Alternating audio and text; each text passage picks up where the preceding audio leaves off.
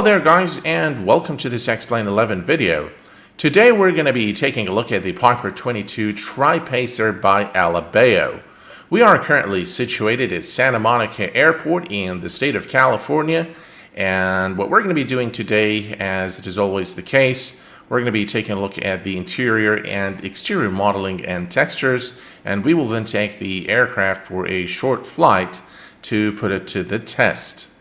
In terms of the exterior textures and modeling, definitely this aircraft is representative of what we have come to expect from Alabeo. The attention to detail and the bolts here on the fuselage, the details on the flaps, the fuel caps, the antennas, the wiring, everything looks just exactly like the real aircraft. And what makes this aircraft look even better is the proper implementation of Explain 11's PBR technology. In terms of the interior texture work and modeling of the 3D cockpit, as you can see, everything has been done to a very high standard. Again, this is what we expect from the Alabeo and Coronado product lines. The attention to detail here on the panel and the flooring, the seats, the cabin, everything really has been done with a lot of attention to detail, and really the artwork is just simply outstanding. Everything looks exactly like the real aircraft, and of course I've compared this to real footage.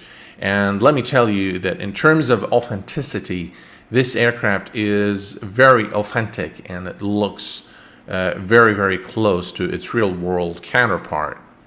This Alabeo production ships with a control panel which is now pretty much synonymous with the Alabeo and Coronado product lines.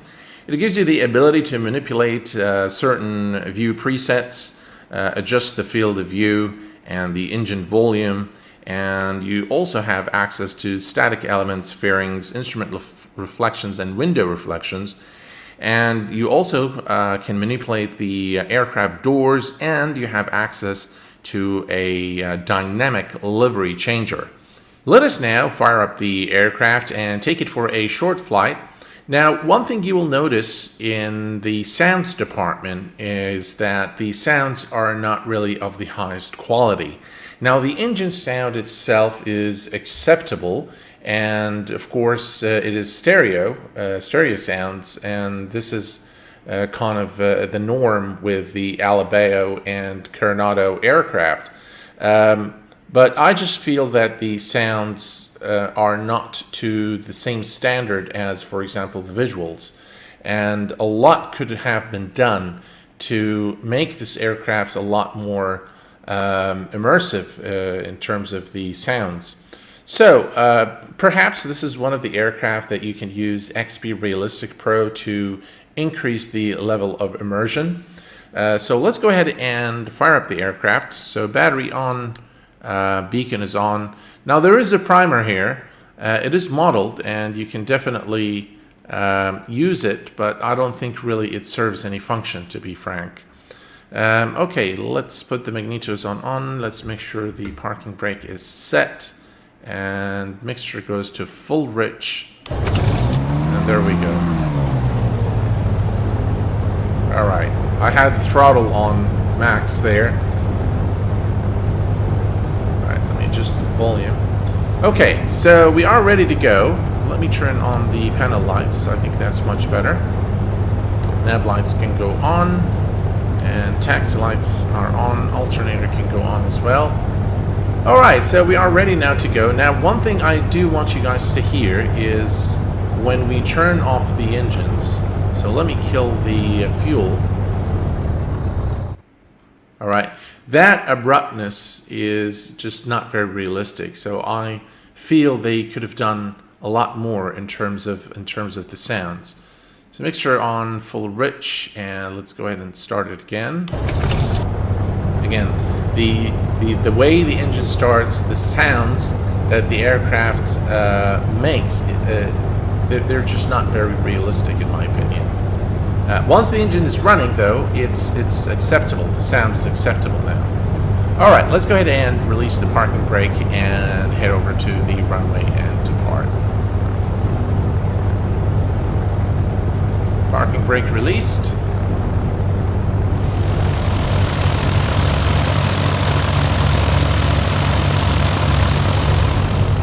Alright, and let's make a final stop right over here.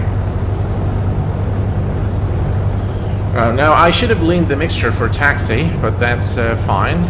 And let's see here. Landing lights on, taxi off, and we're pretty much ready to go. Now, I don't think we need any flaps. Let me make sure this is set for takeoff. Yep. Alright, trim is set for takeoff. Let's release the parking brake.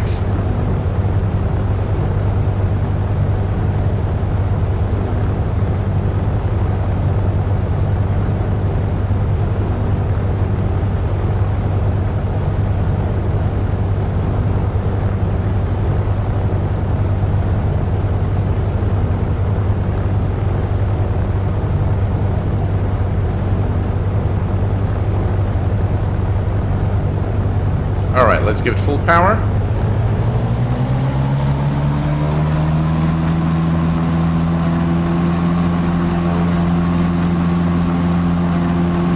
And practically the aircraft took off by itself. Yeah. Alright, let's watch our rate of climb. Put the yokes back. And let's go ahead and climb to an acceptable altitude, and then we're going to perform a few tests. I'm going to ease off on the throttle here a bit. We are at an acceptable altitude now, so let's go ahead and perform a few tests. And the first one is going to be our famous rudder test. So that's right rudder and left rudder. Alright, let's go ahead and try to bank to the left. So I'm going to turn to the left and give it just a little bit of left rudder.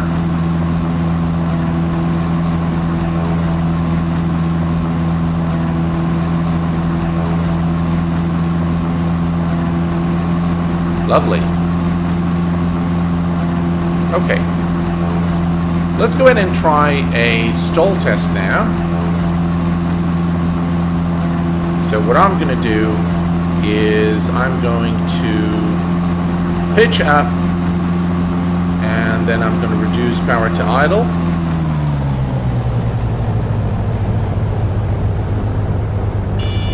There we go. And we're going to push the stick down, increase power slightly, and we should recover from the stall. There we go. So we heard the stall warning, and the aircraft, we were able to recover from the stall by following the simple stall recovery procedure. So all in all, I think the aircraft handles pretty well in terms of the rudder movement, banking, stall. Everything appears to be in line with realistic aircraft's behavior. Alright, what I'm going to do now is I'm going to try to, by the way, that's Los Angeles International Airport right there. So what we're going to do now is we're going to try to go to an area where there is a little bit of turbulence to see how the aircraft handles. But before we do so, let's go ahead and land the aircraft back at Santa Monica Airport. We are now on final Santa Monica Airport, and let's see if we can put this aircraft safely on the ground. And we're going to maintain about 70 miles per hour for our landing. Alright, and first degree flaps. I don't think we need full flaps for this landing. Power now, so we're going to maintain about 70 miles per hour for the approach. Definitely a little bit of wind here as we come into land.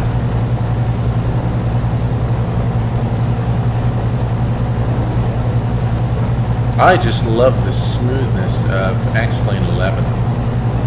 Absolutely fantastic.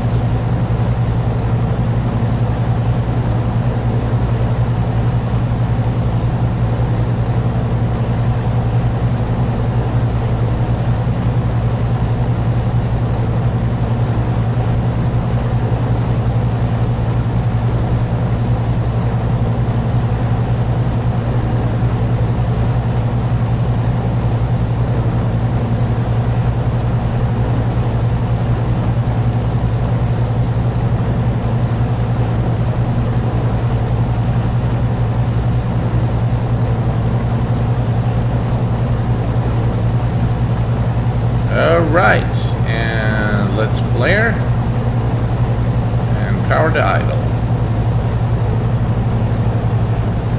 Touchdown. By the way, guys, my very good friend Thomas Rasmussen has created a brilliant series for those of you who are new to flight simulation and looking to learn the ropes of flying VFR. He's created a brilliant series. I'm going to provide you with links to the either the playlist or to the individual videos in the description section of the video. Please do visit his channel, give him a like and subscribe, and watch his useful series on VFR flying. I've learned a few things myself. So I highly recommend this series by Thomas Rasmussen.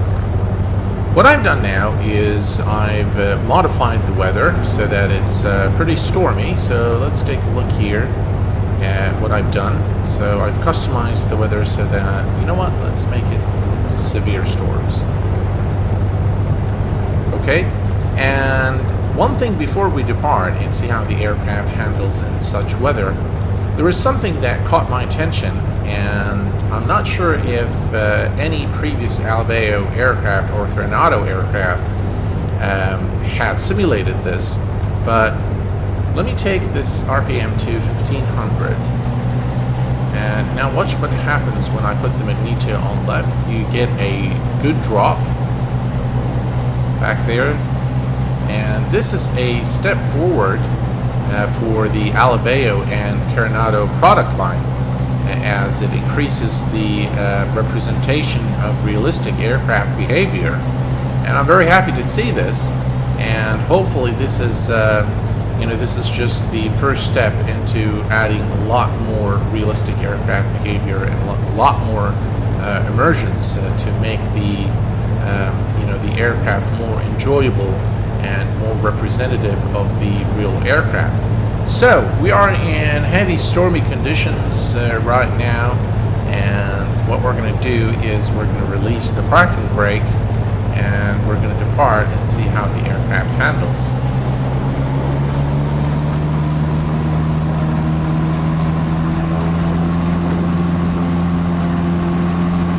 Alright, so we are airborne. Alright, so we are now in a location where the air is a bit turbulent, and as you can see, handling the aircraft becomes a little more challenging. Let's switch to external view, and you can see it more clearly now how the environmental factors are affecting the aircraft. Just absolutely brilliant.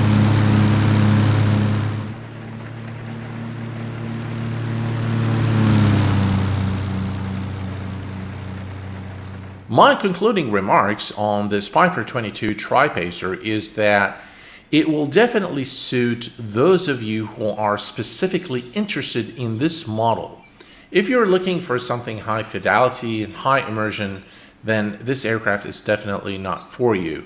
Now, it can be enhanced with additional plugins. For example, the XP Realistic Pro plugin can enhance the immersion level of this aircraft. But all in all, it's a good entry-level aircraft into the X-Plane world. Now, the price of $24.95 I think is worth it, simply because of this. There's a lot of work that has gone into modeling this aircraft. in terms of the visuals, it definitely does look very impressive, and it's quite representative of the real world counterpart. Captains, I hope that you have enjoyed this video as much as I enjoyed making it for you. Until next time, please take care of yourselves and each other. I will see you all very soon. Thanks for watching, and bye-bye for now.